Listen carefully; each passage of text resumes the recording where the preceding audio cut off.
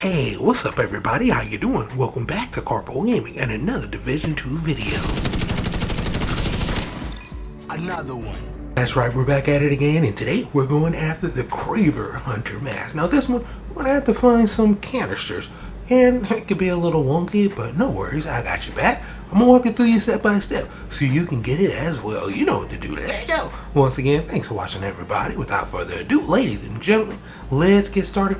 In the Battle of Brooklyn, we have a ton of new masks. The requirements for this one, it can be done at any time, at any point. Nighttime or daytime. But you will have to do control points. You need to clear out the areas for these canisters to spawn. And even when you do that, sometimes, you know what? They just don't spawn in. So if you're one of those persons like me who didn't get this to spawn in, and this is where the first one is located at, well, I got you back.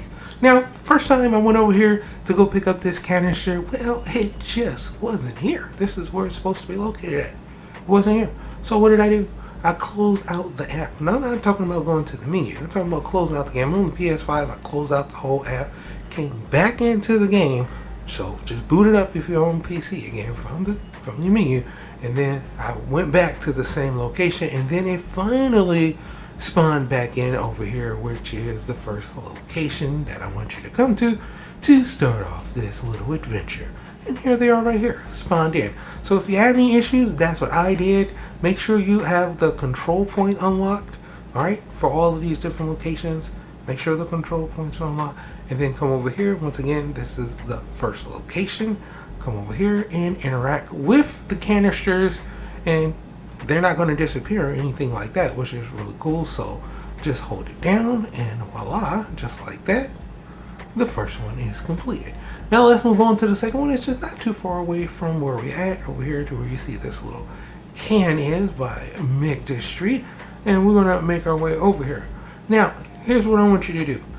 While you go into each one of these locations, some of these have different ammo crates where there's fire and some electricity.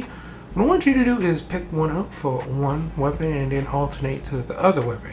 And hopefully you can save most of these, because it's going to make the hunter fight a whole lot easier if you can hit them with some electrical bullets and then some fire bullets, you know? It's just going to make it a whole lot easier. So we're going to make our way over here to the second location, and we're going to get these canisters to spawn in.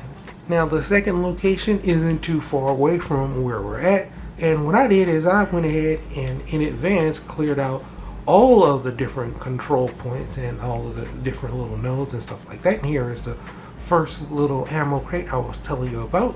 Got me some incendiary rounds for my LMG. GG's. Now we're going to come over here, and we're going to go grab this second canister. Alright, now once you make your way over here, and it's the same area where I told you to go, where there's a little can located right here. It's going to be right near the pole, and here it is right here. Let me go ahead and hold down that button, and voila, there is the second canister. Alright, now let's move on to the third one. The third one is going to be located right over here, where you see the small little water resources, right off of Migdis Street, and in between Cranberry Street, there's a small little alleyway. Let me turn around and let me show you. Here's Migdis Street right there. Right here is the alleyway right here, and there is the water resource. So we're going to come straight inside, and you'll see a mural back on the back end of the wall with that good in the hands. Right underneath there will be the next canister. So just come over here and interact with this, and voila, we have the next canister.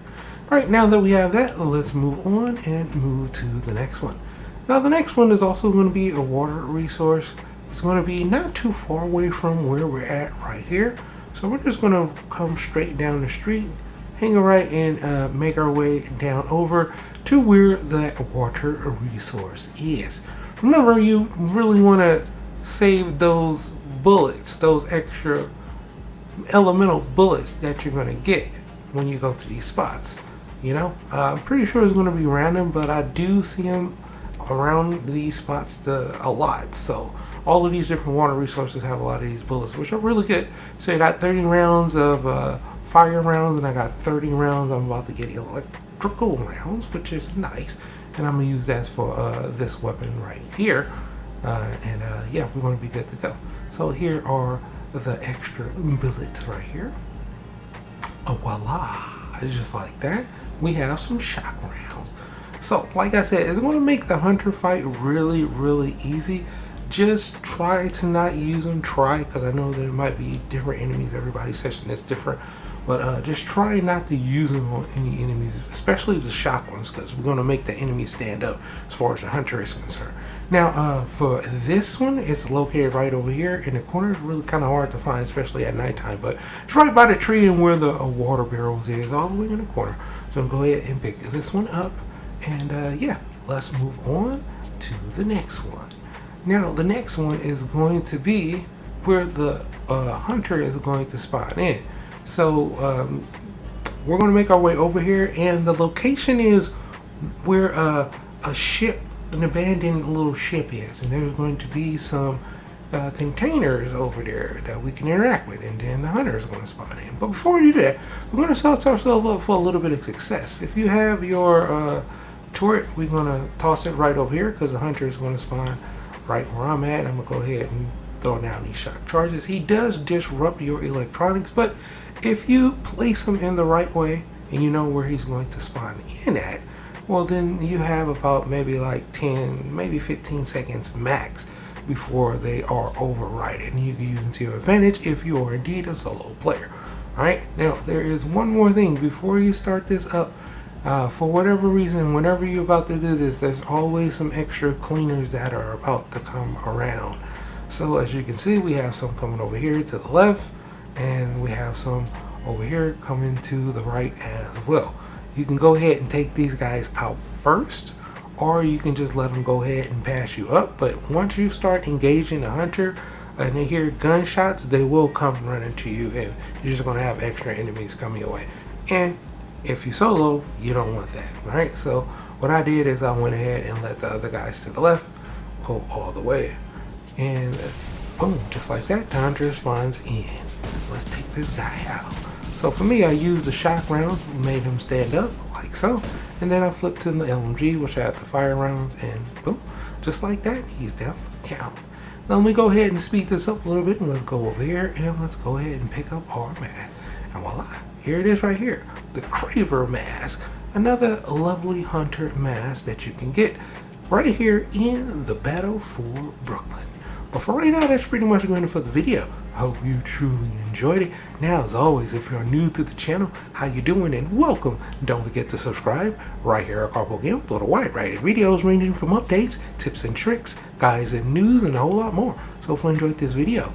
Once again, thank you everybody for all your love and support. And as always, I'll be seeing y'all in the next one.